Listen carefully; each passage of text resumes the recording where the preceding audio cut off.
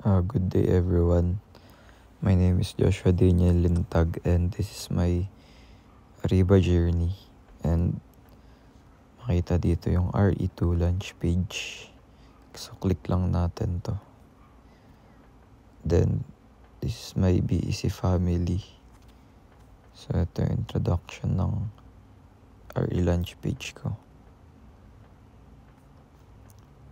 Ito yung BEC members at BEC family introduction, then Deletran mission and vision, then module 1 to 5 summary,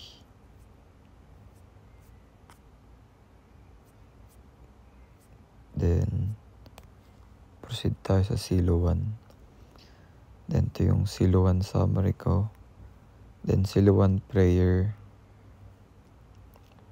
Playable video siya. Then Laudare. Then Benedicere. Playable video siya ng mga na-interview ng group namin. Single blessedness, priestly, married vocation, and religious life. Then the BEC summary. Tas certificate ng module 1. Then predicare, reflection. Then for the Silo 2 is yung summary ng Silo 2. Video ng prayer.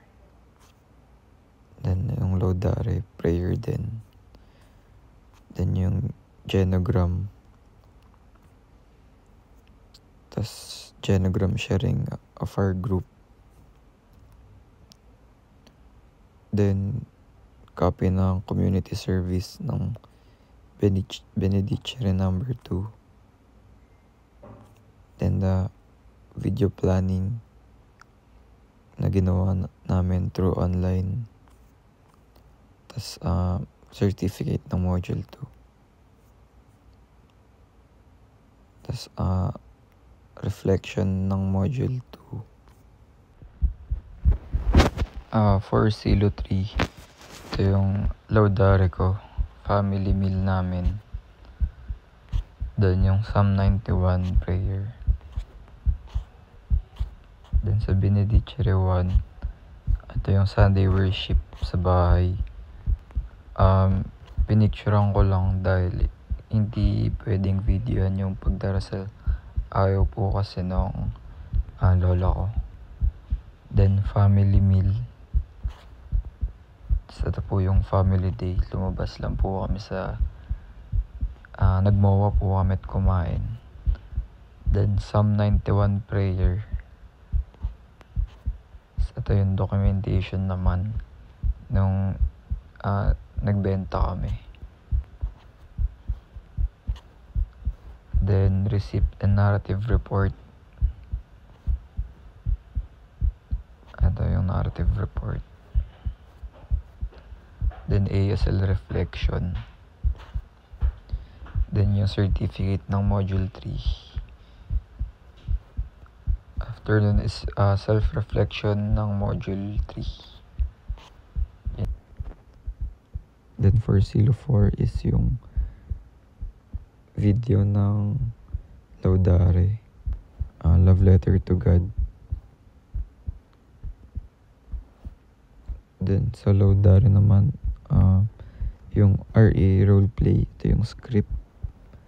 Then ito naman yung video performance ng roleplay na to.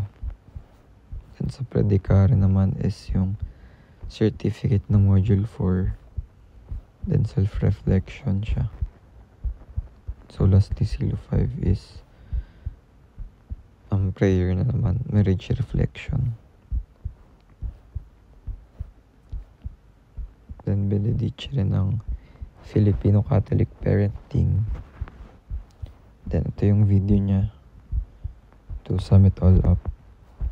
Then predicare ng module 5, certificate ng module 5. Then reflection of module 5. So that's it.